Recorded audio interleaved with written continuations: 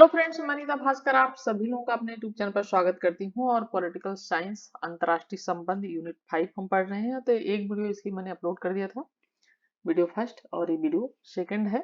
और इसमें पिछली बार हमने ये पढ़ा था अंतर्राष्ट्रीय संबंध जो है उसकी भूमिका, क्षेत्र, महत्व क्या है।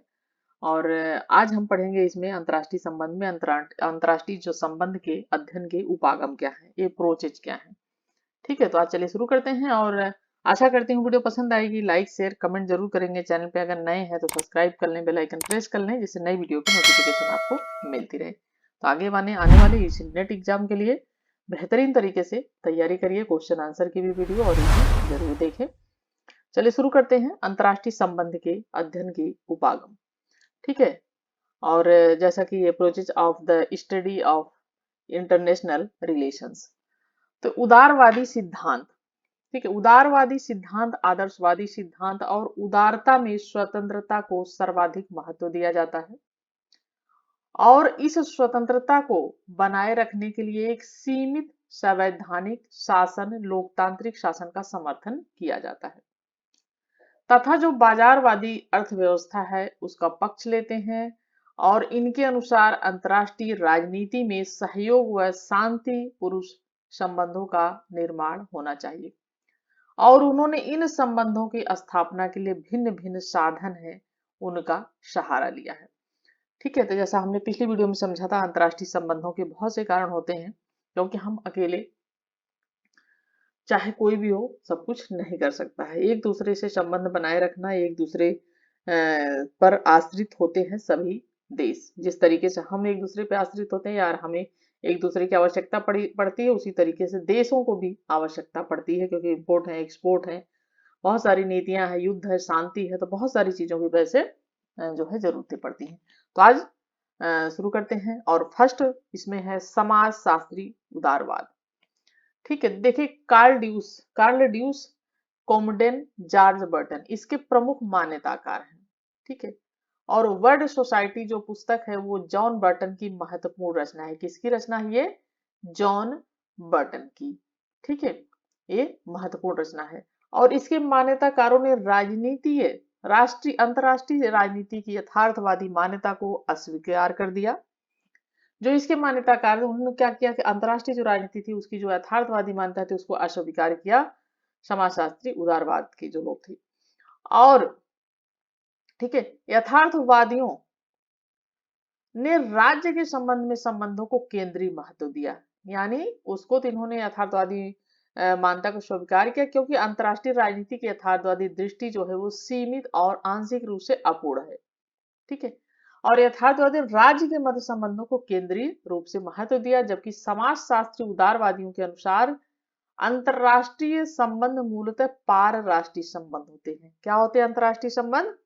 पार राष्ट्रीय संबंध होते हैं, जिसमें विभिन्न देशों के लोग होते हैं, समूह होता है, संगठन होता है, और उनके मध्य क्या होता है? संबंध निर्मित किया जाता है।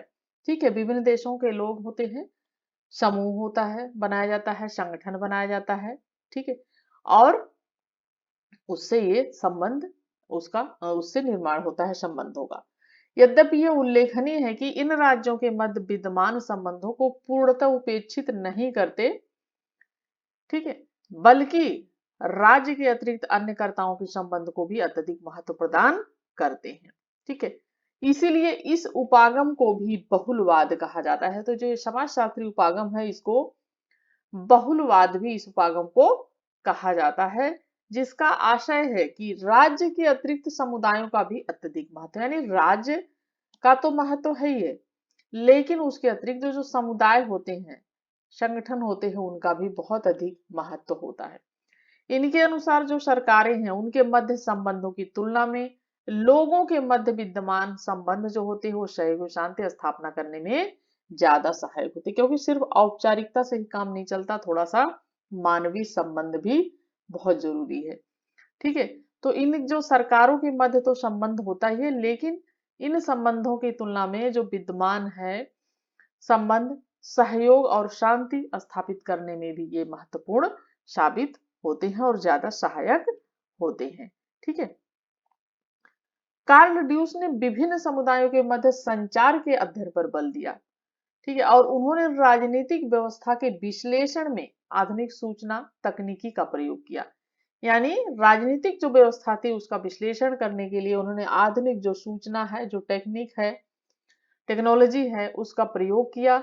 और इनके अनुसार राजनीतिक व्यवस्था में संरचनाओं की बजाय संरचनाओं की संचार और उनके निर्माण के अध्ययन को महत्वपूर्ण माना जाना चाहिए। यानी जो राजनीतिक व्यवस्था है उसमें सिर्फ संरचनाओं की बजाय जो संरचनाओं के संचार हैं, ठीक है, उनको और उनका जो निर्माण होता है उनके अध्ययन को भी महत्वपूर्ण माना जाना चाहिए। इन्होंने शक्ति के विश्लेषण की बजाय संचार के विश्लेषण पर बल दिया। यानी शक्ति का विश्लेषण नहीं बल्कि संचार के विश्लेषण पर इन्होंने बल दिया। और अंतरराष्ट्रीय राजनीति में दो या दो से अधिक राजनीतिक व्यवस्थाओं के मध्य संचार के अध्ययन पर इन्होंने बल दिया। अंतरराष्ट्रीय दो या फिर दो से अधिक जो राजनीतिक व्यवस्थाएं हैं उनके बीच आपस में संचार के अध्ययन पर इन्होंने बल दिया कार्ल ड्यूस ने।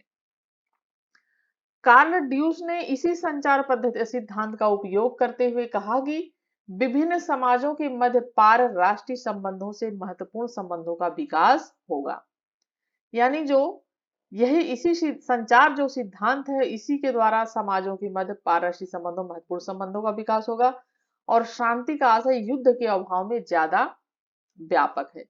यानी शांति का जो आशय है वो युद्ध के अभाव में ज्यादा व्यापक है और जिसे उन्होंने सुरक्षा समुदाय के रूप में माना, ठीक है, जिसमें लोगों के मध्य सामुदायिक की भावना का भी विकास होता है। यानी लोगों के मध्य सामुदायिक भावना का विकास होता है और वे इस बात के लिए सहमत हो जाते हैं कि संघर्षों का समाधान बिना बल प्रयोग के संभव है।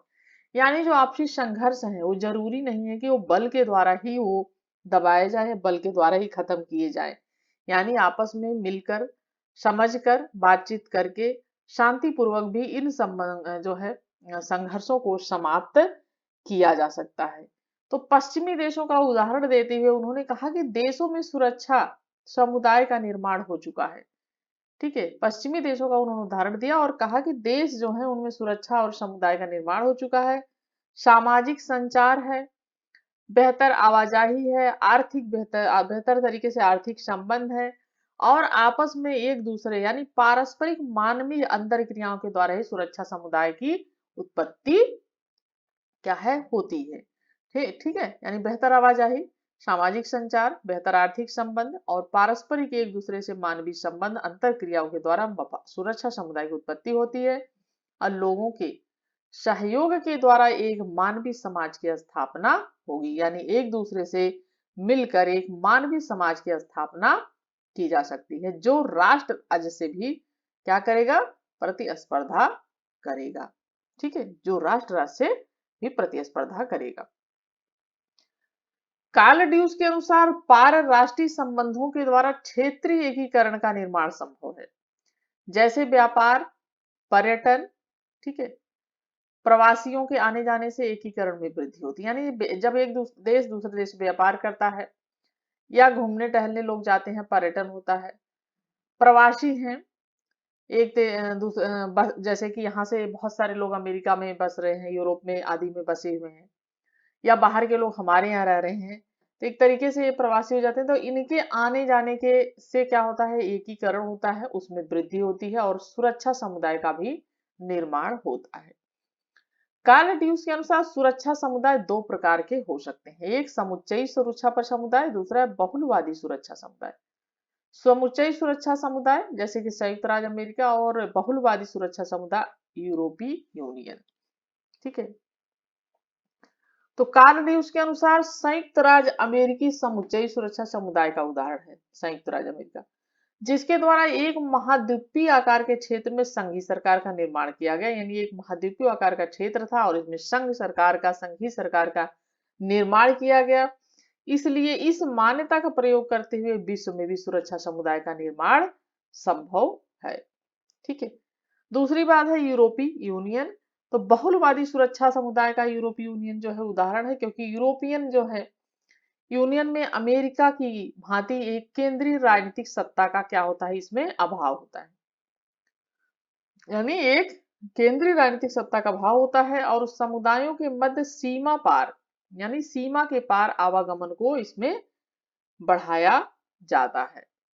ठीक है, आगे चलते हैं। तो जॉन बर्टन ने भी समाजशास्त्री उदारवाद का समर्थन करते हुए पारराष्ट्रीय संबंधों पर क्या किया, उन्होंने बल दिया और उन्होंने कहा कि एक राज्य में अनेक प्रकार के समुदाय हो सकते हैं, यानी एक राज्य है तो उसमें कई प्रकार के उसमें समुदाय हो सकते हैं और होते भी हैं। उदाहरण के लिए आर्थिक समूह हो गया, धार्मिक समुदाय हो गया, श्रमिक समुदाय हो गया, ये एक श्रमिकों का समुदाय हो गया, ये एक धार्मिक समूह हो गया, समुदाय हो गया, आर्थिक तरीके के समूह हो गए, जिनके मध्य संबंधों का क्या होता है, आपस में विशेष उनका महत्व होता है। और इनके मध्य जो स्थापित संबंध होते हैं, इनमें आपस में जो इनके स्थापित संबंध होते हैं, वे संबंध राष्ट्र राज्यों की सीमाओं से परे होते हैं, यानी जो राष्ट्र राज्य की सीमाएं होती हैं उनसे ये हटके होते हैं, उनसे अलग होते हैं और राज्यों की सीमाएं कृत्रिम प्रतीत होने लगती हैं और यह संबंध पारस्परिक रूप में क्या होते हैं, लाभदायक होते हैं, जिनमें विरोधी जो संघर्ष है उनका क्या होता है, उनका अभाव होता है। और आलोचक कहते हैं कि आलोचकों के अनुसार विभिन्न समुदायों के मध्य संघर्षों का पूर्णतया समाप्ति संभव नहीं है, लेकिन इनको शांत करना संभव, यानी इनको शांत किया जा सकता है, लेकिन जो विभिन्न समुदाय के मध्य आपसी संघर्ष है उसको पूर्णतया समाप्त नहीं किया जा सकता है। ठीक है, जेम्स रोजे नाउ।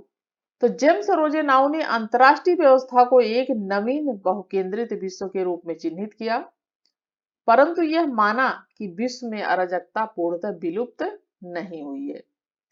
यानी इन्होंने कहा कि अंतरराष्ट्रीय व्यवस्था को एक नवीन बहुकेंद्रित विश्व के रूप में इन्होंने चिन्हित किया, लेकिन यह भी माना कि विश्व में अराजकता जो है वो पूर्ण रूप से क्या हुआ है, खत्म नहीं हुई है, विलुप्त नहीं हुई है। जेम्स रोजेन नाउ के अनुसार परंपरागत अंतरराष्ट्रीय राजनीति जो है वो बिलियर्ड बॉल मॉडल पर आधारित थी। किस पर आधारित थी? परंपरागत जो अंतरराष्ट्रीय राजनीति थी वो किस पर आधारित थी? बिलियर्ड बॉल मॉडल पर। ठीक है, पॉइंट। जबकि जो वर्तमान राजनीति है, आधुनिक राजनीति, वो किस पर आधारित है? वो कॉब वेव मॉडल पर आधारित है।